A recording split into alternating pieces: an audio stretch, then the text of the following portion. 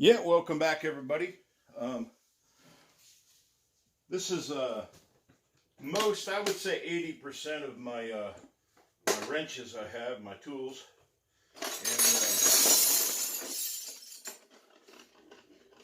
the way I've had them in this box here, pine needles, the way I've had them in that box and the way I've been using them, it's okay, it works, but it's really not what I wanted to do. I wanted to have my wrenches here more accessible, a lot of my tools more accessible.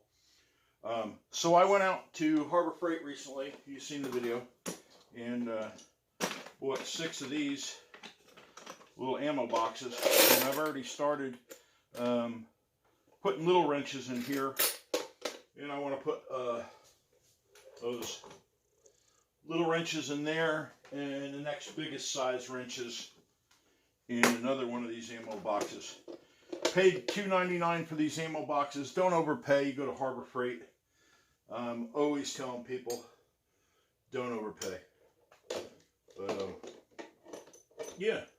Now, I do have big monster wrenches that wouldn't fit in any of these boxes, and they're in the other room and got nothing to do with this. But anyhow, these kind of wrenches here, I'm trying to separate the sizes. You know, I've got these funky kind of wrenches too. I'm not worried about that really.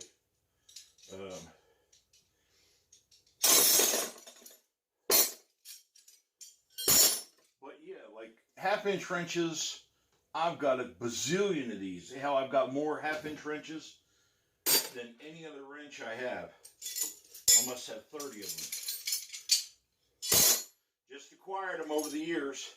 See, these little teeny wrenches like this are perfect for this box.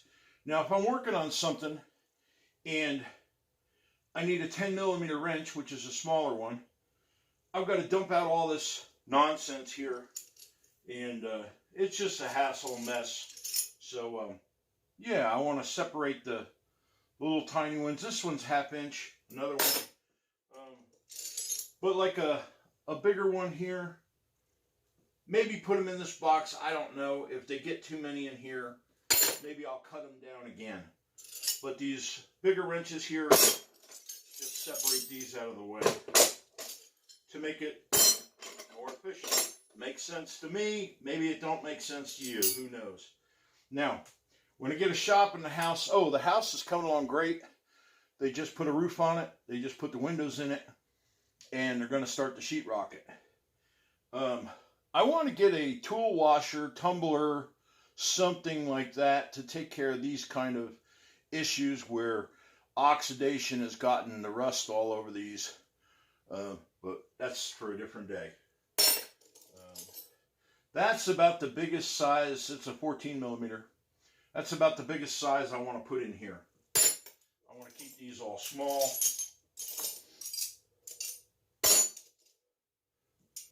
About that size. And this is something I had wanted to do, planned to do. But, you know, I'm like you, probably I've got a bazillion things on my list. And, yeah. Dang, pine needles everywhere. I won't miss those. I'm trying to get a truck. We went to go look one, and it was about an hour-and-a-half drive there. Facebook Marketplace. It was a 98 four-wheel drive Chevy, and they said it had a bad head gasket. No, it had bad heads, and this motor was on its way out. So I didn't even make them an offer. I just walked away. They wanted $1,500 for it, and I wasn't even willing to pay $15 for it. It just really was not worth it to me. And I've been looking at a few of them. I've had about 6 of them blow by. See, I've got some antique wrenches here too that are just you get filthy just touching them, and that's why I want to, like I said, put them through a tumbler, that kind of thing. So they'll be easier to deal with. But anyhow, Now this is my plan. This is what I'm going with. You got, some of these that are open end on one end, socket on the other. I don't know, kind of an oddball like these. I got a whole set of these oddball wrenches.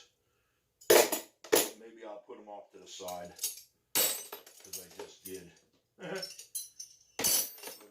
yeah, here's another one. I gotta laugh at some of these people I watch them do videos. Like, Scrap Farm, he's always using the tools incorrectly. I mean, he'll use screwdrivers as chisels and extensions for a socket as a pry bar, and I mean, I forever got onto him about it. He just don't care. He's just an idiot. And hey, some people are. You can't help out some people. Now, another thing, I mean, if you're out in the field, that's what a battery-operated drill or something is for. But if you got a shop, use a plug-in drill. It has more torque, and it's less wear and tear on your battery-operated stuff. You can buy them, especially at Harbor Freight. You can buy them for El Cheapo. I mean, see, there's an antique or two. Needs to be tumbled. And here's one is really oxidated. Needs to be tumbled. But, yeah.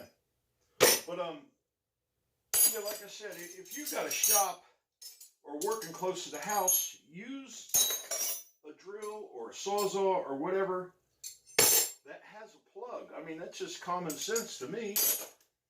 I do. I don't grab my battery-operated stuff right away. Oh, it's too much hassle to dig out a cord. Really? Too much hassle to dig out a cord. I don't know. Some things that make sense to you don't make sense to me. Here's an interesting tool right there. It's a natural bend too. That's the way it's supposed to be.